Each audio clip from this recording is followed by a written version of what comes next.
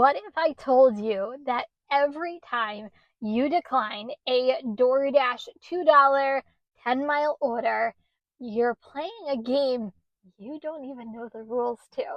What if that feeling of being your own boss, the one DoorDash sold you on, was just an illusion? A carefully crafted system designed to guide your choices without you ever really realizing it. You think you're in control. You see a bad order, you hit decline. Simple, right? But the algorithm has its own plans for your time, your gas, your car, and your money. It's not just some piece of code assigning deliveries. It's a management system, and its main goal is to solve DoorDash's problems, not yours. For years, drivers have they've been burning out, quitting because they feel like they're running in place, earning less and less while working more. They blame bad tippers or too many drivers on the road. Oversaturation. How many times do we hear that? But the real problem is a hidden system, one that DoorDash has perfected, but you don't know about it until today. We're not just going to expose that system, we're going to show you how to beat it. The whole foundation of the gig economy is the promise that you are an independent contractor. You choose your hours, you choose your orders, you're your own boss. And technically, DoorDash holds up its end of the bargain. There is no minimum acceptance rate required to keep your DoorDash account active. You can go down to zero if you choose to do so. You can sit there and decline 100 orders in a row and you won't get deactivated. But that's the trick. And mind games, they play with dashers. They don't need to force you to do anything when they can build a psychological maze that pressures you into doing exactly what they want. The main villain here in this story is DoorDash acceptance rates, or we call it AR. This is the percentage of the last 100 orders offered to you that you've actually accepted. And DoorDash has tuned this one metric into the key that unlocks the door to either profitable orders or a digital ghost town. They perfected the art of throttling drivers and punishing those with a low AR. Think about your own experience. When you first started, the orders were probably pretty good and decent. You felt like you were making real money. But over time, you started to notice a change. More lowball offers, longer drives for less pay. You find yourself sitting in your car, watching the minutes just tick on by, wondering where all the good orders went. What's happening on this DoorDash app? This isn't just bad luck. It's the system working exactly as it is intended to. Then you question, should I have declined so much?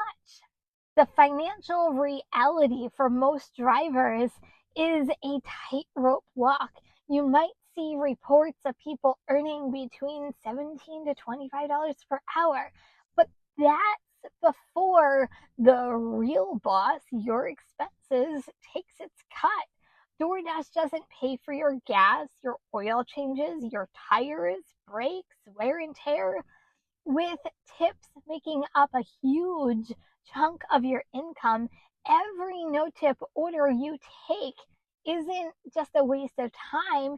You're often paying the privilege of delivering someone's food. Like, how backwards is that? This constant financial pressure and instability is the number one reason why drivers quit. It is unstable. And it's all part of the design of DoorDash. and they constantly turn drivers because most are on the platform 10 hours or less per week. So, what's the secret? It's not just the acceptance rate. The secret is how DoorDash weaponizes that metric through its Dasher Rewards program, the tier system. This isn't the old simple Top Dasher program anymore, though some of the DNA is still mixed in there. In most markets, DoorDash has rolled out a tiered system, silver, gold, platinum, and this is where they get you. Your place in these tiers dictates the quality of orders you actually see. The higher your tier, the more priority you get in the high paying offers. How do you climb these tiers, you might ask? Well, you guessed it, we talked about acceptance rates. While things like customer rating and completion rates do matter, the gatekeeper is the acceptance rate. To get any priority access at all, you typically need minimum AR of 50%. That's the lowest tier. And to get to the top, platinum status, where the best offers are and the perks are supposed to be, you often need to keep your AR above 70%. Some markets, it's 80%. This is the trap. They've created a system where to get good orders, you have to accept bad ones. You're forced to take orders you normally wouldn't, and you think, this is crap, because you're scared that if your AR drops, you won't even see the good orders anymore, those $15 for 3-mile orders. It creates a constant state of anxiety, forcing you to sacrifice your profits and your money you bank for a possible chance at a future profit that eventually it'll pay off. You become a manager of your own stats instead of a manager of your own business, which is what it's supposed to be, independent contractor. But it gets even more complicated. DoorDash is now piloting an even more advanced system in some markets called the overall Dasher rating. Instead of just hard thresholds, this is a point system out of 100. Acceptance rates might be worth 25 points, but now on-time rate is 30 points, customer rating is 10 points, and most importantly, completion rate went up on the scale, and it's now worth a massive 35 points to reach platinum. You will need 75 points total. On the surface, this looks more flexible. Like, yeah, I can achieve this because I don't have to have a high acceptance rate anymore. Okay, well, a driver with a perfect completion and on-time rate might be able to get the platinum with a lower acceptance rate. But look closer. By making completion rate the most important metric, they're just shifting the pressure. Now, the biggest priority is completing every single order you accept, no matter what. And sometimes that worry-free cancellation in some markets has not been working. Stuck at a restaurant for 40 minutes? You better be waiting. Customer put in the wrong address and now it's an extra 10 miles away. You better drive fast, because if you unassign that order, your most heavily weighted metrics takes a hit, and then it jeopardizes your status as well.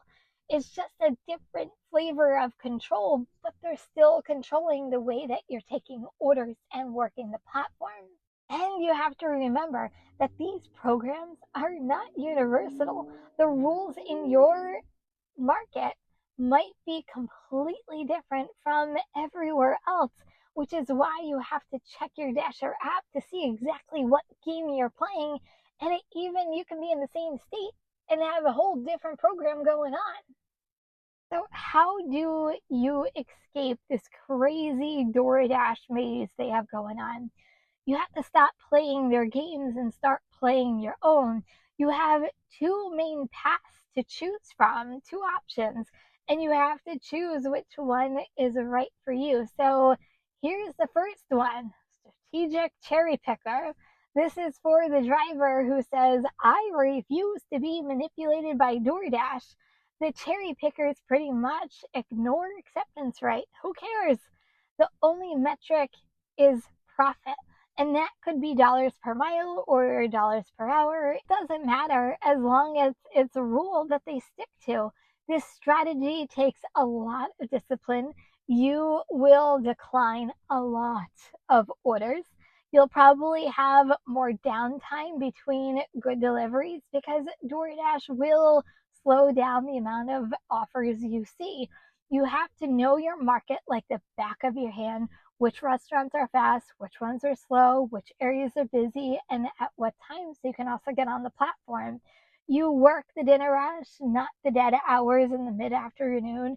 You never ever take an order that drags you to a remote corner of your zone with no restaurants because you know the drive back is unpaid time and mileage unless the money is worth it. Your hourly average might look lower if you count all of your online time, but your active time earnings and your profit per mile will definitely be higher. You're choosing profitability over being busy. Now, the second path people take is, we're going to call it the platinum player. This is for the drivers who decide that in their specific market, the perks of the top tier, like Dash Anytime or priority on large orders, are worth the grind. It is the grind. But you don't play the game blindly. You play it with a plan. You become a master of keeping your stats up without killing your income. You learn to use slow periods like late nights or early mornings to your advantage. When there are fewer drivers, you can accept a higher percentage of orders to boost your acceptance rate. When you do have to take lousy orders to protect your numbers, you make a calculated choice. That's why you save your declines. A $2 order going 1 mile is a lot less painful, unfortunately, than a $2 order going 10 miles. You learn the rhythm of the app, knowing when to push for stats or when to push for profits.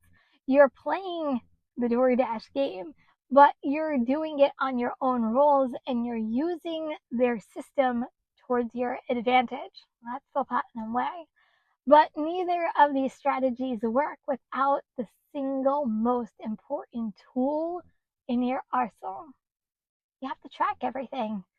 You have to use mileage trackers, whether it's your own spreadsheets or a tracking app.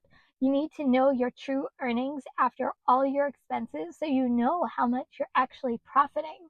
The DoorDash app will tell you what you earned, but it will not tell you what you actually kept on your earnings. This is what you actually put in your pocket.